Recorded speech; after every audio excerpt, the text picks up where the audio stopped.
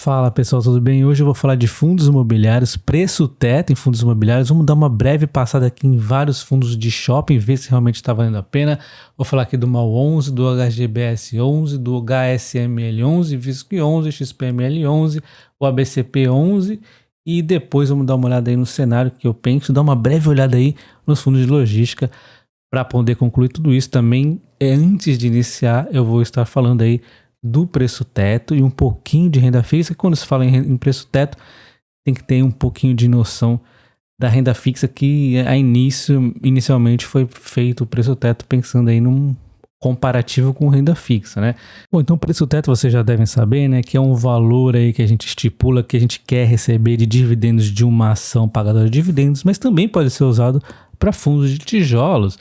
E não pode ser usado o mesmo valor para fundo de papel. Tem uma grande diferença em renda fixa. Eu estou generalizando, não vou entrar muito em detalhe. Uma grande diferença entre renda fixa e fundo imobiliário de papel com ações e fundos de tijolo. Os fundos de tijolos e as ações tendem a valorizar.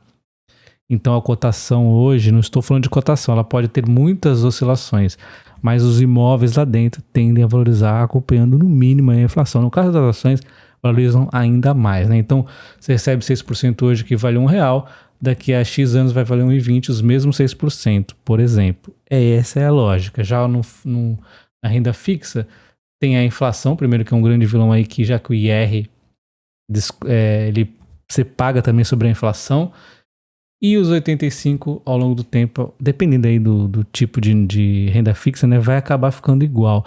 No fundo de papel vai ser muito similar, né? Não vai valorizar muito a cota. Então essa é a grande diferença. É por isso que você não pode comparar fundo de tijolo com fundo de papel. É como se fosse uma categoria completamente diferente. São quatro categorias diferentes aqui: ações, fundo de tijolo, fundo de papel e renda fixa. E se eu tivesse que comparar entre eles, o fundo de papel está muito mais para renda fixa do que para fundo de tijolo, por incrível que pareça, embora ambos aí sejam fundos de investimento imobiliário.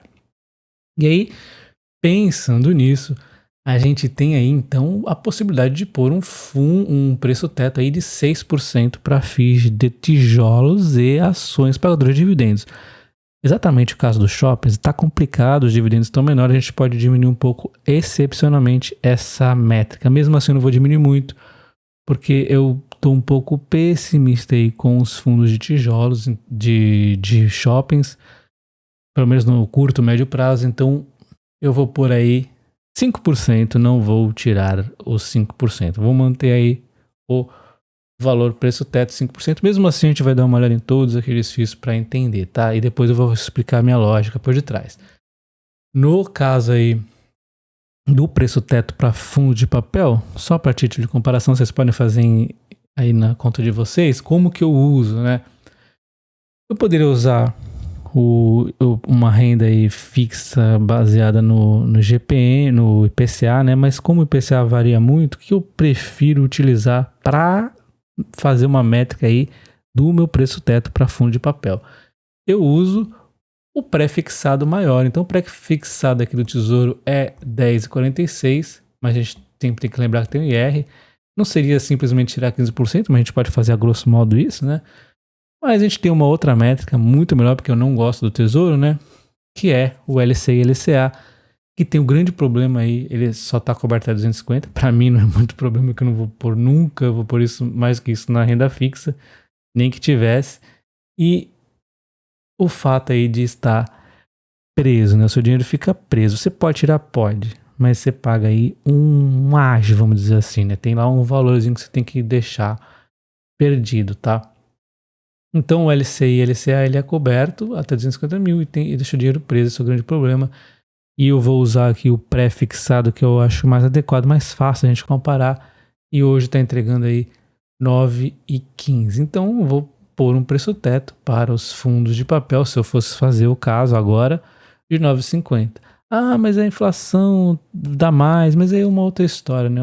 É mais fácil a gente comparar com o pré. E assim, qualquer mudança na situação, a gente pode vender o fundo imobiliário. Então o fundo imobiliário de papel tem essa grande vantagem, a gente está mudando muito rápido. Então eu iria utilizar entre 9 e 9,5, tá? E aí a gente sempre tem que pensar na previsibilidade, né? Por exemplo, o MXRF11 está um pouco abaixo dos 9,5, só que ele tem a tendência aí de aumentar um pouquinho aí nos próximos meses aí, ano, por causa do aumento da Selic. Então a gente sempre tem que pôr em mente essas contas que, na verdade, quando a gente faz aí o preço teto, a gente está calculando os dividendos para o próximo ano e não no passado. Mas para automatizar um software, como eu vou mostrar para vocês o que eu fiz, eu estou usando os últimos 12 meses. Não dá para ficar pondo previsão de cada fundo imobiliário lá dentro, tá?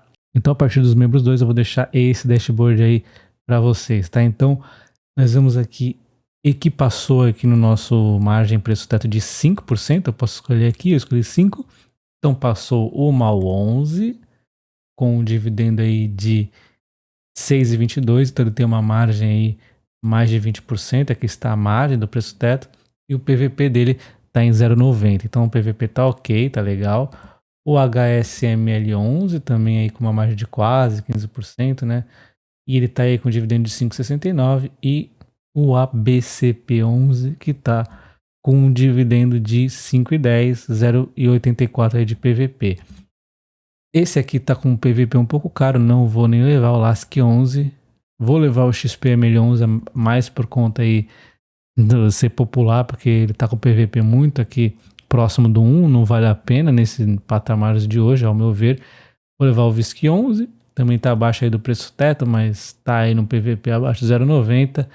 Vou levar quem mais aqui, que temos o HGBS11, está com dividendo bem baixo, mas eles até estão segurando um pouquinho aí do dividendo e está próximo de 0,90 aqui o PVP, então tá interessante. A gente tem que lembrar que quanto mais aqui para cima, menor o PVP, quanto mais para cá, melhor a margem no preço teto. Esses são os X que nós vamos dar uma olhadinha agora. E dando uma olhada do MAU 11, que foi o melhor aí do desempenho do nosso margem, preço teto e PVP, te vê que ele teve recuperação no dividendo, depois voltou a cair, agora voltou a dar essa recuperação e, como eu vou mostrar mais para frente, corre risco de voltar a cair novamente. Então aqui o valor patrimonial a gente vê que está baixo mesmo, 0,90, conforme nós vimos lá no software. Ocupação, vacância em 3%, cotação oscilando aí ao longo dos meses, né? Aquele é dividido em 4 estados, tem vencimento de contratos aí variado, mas a maioria aqui é longo prazo e tem indexadores diferentes. Se a gente vê cada um dos shoppings, não tem nenhum grandes. Esse daqui, na verdade, tem bastante inadimplência, o Shopping Parque Sul, né? 34%. E é o único. E o resto tá dentro do ok e também com vacâncias relativamente ok, exceção ao Shopping Parque Sul. A gente tem que ficar atento aqui com os dividendos desse shopping, porque ele tem aqui esse amarelinho aqui, é trade de FIIs, que não é algo muito sustentável para se manter, tanto que não tem mais nesses últimos meses aqui, né? Mas ele não tem uma taxa de administração muito alta, o que é legal. Os dividendos deles, esse aqui é rendimento mínimo, então também vai acabar uma hora, é aquele mínimo garantido, uma hora vai acabar. Então o que a gente tem que contar aí que realmente é sustentável é o dividendo dos shoppings e esse 3%, que é o rendimento aí das cotas deles. Então seriam aí 49 centavos sustentáveis, menos os 5 centavos aí, pelo menos nesse mês, dos custos, né? Então daí 44 centavos de dividendo sustentável, o que dá em torno de 6 e poucos por cento, mais ou menos coincidentemente porque ele está pagando hoje de dividendo, mesmo contando esse período ruim, acaba dando igual quando a gente desconta esses amarelinhos aqui, esses não recorrentes. Então o próximo aqui é o HS Mouse, né? Ele tem aí também mesma curva parecida, né? Caiu bastante, voltou a subir. 7% de vacância, também abaixo do valor patrimonial, um pouco mais barato, 0,86, porque teve essa queda mais acentuada agora no momento. A gente vê aqui dividido em 3 estados, Alagoas, Acre e São Paulo. Também tem maioria aqui longo, mas um pouco menos que uma 11. E vendo cada um daqui, tem uma inadimplência alta, né? Mais alta que o MAU 11, né? Em termos de inadimplência, bem alta, todos eles. A vacância tá um pouquinho maior também, né? Vendo aqui pro o ABCP11, foi o terceiro melhor nos quesitos, só tem um shopping, e aí é o grande problema, um único shopping eu acho bem risco, embora ele tenha aqui com uma vacância, tá um pouco alta e inadimplência ok aí, né? Hoje em dia, falando hoje em dia, 9% acaba sendo ok, infelizmente. Bom, o fato é que ser mono-shopping é meio complicado. Ele também, tem essa descendência que quando cai bastante, né? Um shopping só, 9% de vacância. Então vamos agora pro próximo, que é o HGBS11. O HGBS11 também tem 8,3% de vacância. Esse aqui já está fora da margem do preço teto, né? Já entramos agora, todos os daqui diante é fora da margem do preço teto. O PVPA 0,91 também se sobe e desce igual, cotação também oscilando, muito similares aos shoppings. Tiver aqui em termos de distribuição por estado, muito focado aqui em São Paulo, não vejo isso um grande problema, já que é o melhor estado aí, na verdade, no Brasil, né? Aqui a inadimplência tá um pouco alta, né? Tá um pouco acima dos demais, né? Tudo aí em faixa de 15% na média. E um grande problema esse Goiabeiras aqui, que já vinha com problema antes mesmo da pandemia. Então isso aqui vai ser, esse shopping aqui pode ir para as ruínas mesmo. Mas não é tão relevante assim o peso dele no portfólio a ponto de arruinar o FII. Mas o fato é que muitos shoppings aqui estão com a inadimplência acima de 12%, que é um pouquinho complicado aí, né? Também aqui, bastante aqui com um prazo indeterminado ou acima de 36 meses. A gente vê aqui o resultado dos FIIs, ele tem parte em cotas de outros FIIs, né? Bem relevante até, né? A gente vê aqui, 5 foi de imóveis, tem essa parte de estratégia aí e rendimento que eles fazem aí, compra e venda, tem até ações que eles investem aí de shoppings e FIIs aí de outros FIIs, né? 1,8 aí foi o rendimento. Então, eles não focam tanto assim na parte só de FIIs de imóveis. Eu não sei se isso é muito bom. Ter cotas de outros FIIs, às vezes você paga aí às vezes não, você paga taxa duplicada, né? Que é tipo fundos de fundo. Então ele tem uma parte que é fundo de fundos. No caso aqui do VISC11, mesma história, sobe dividendo, pandemia, volta, 8,3 também de vacância, 0,9 de PVP. Estão muito similares os shoppings aí, né? A gente vê cada um deles aqui também uma inadimplência bem oscilando, né? Vacância também 23, tá um pouco mais bem variado esse shopping aqui, ele tem bastante, né? Shoppings bem diversificado, é o mais diversificado. E esse é o VISC11, né? Então, não sei também se tá valendo muito a pena. Nenhum deles, na verdade, desses que estão abaixo aí da margem, eu estaria comprando hoje, tá? Distribuição por estado, esse aqui é o XPML11. Tá aqui em 5 estados, né? E assim, eu não curto muito o XP em fundos imobiliários. A inadimplência tá... Isso aqui tá bem complicado, né? Natal Shopping. Subdividendo a mesma história, sobe e desce. E assim, os dividendos tão baixos, né? Tão baixos já não é de pouco tempo. Teve um período que zerou os dividendos, eles não fizeram nada para diminuir a taxa de administração. Eles fazem subscrição abaixo do valor patrimonial e não é só nesse FII. Eu vendi esse FII com lucro. Eu tive esse FII no começo com um pouco aí, vou admitir, com preguiça aí, quando eu comecei a investir quando eu comecei a comprar FIIs no ano passado, refiz toda a minha carteira, comecei a comprar FIIs que eu não tinha na carteira e fui com um pouco de preguiça aí no XP e dei sorte de vender esse FII quando eu percebi que ele seria furada com um grande lucro, comprei ele na baixa, né? E até hoje eu não entendo porque que ele é sempre vendido aí próximo do PVP 1 por 1, porque ele não é muito bom esse FII, também não gosto do XP11 e o XPLG também me decepcionou. O XP11 é um FII legal que está sendo mal administrado, também fazendo subscrições abaixo do valor patrimonial. XP eu não invisto de forma alguma, entrou na minha lista negra. E aí a gente vê o grande problema, né? O problema é este, ó. Estamos aqui recuperando, aí os shoppings animam, começam a voltar tudo ao normal, né? Cinema e alimentação e tudo mais. E aí nós temos aqui no resto do mundo essa curva que a gente vê países que estavam mais à frente aí na vacinação, com a nova variante, começam a aumentar a pandemia, né? Aqui é em Israel e aqui é nos Estados Unidos.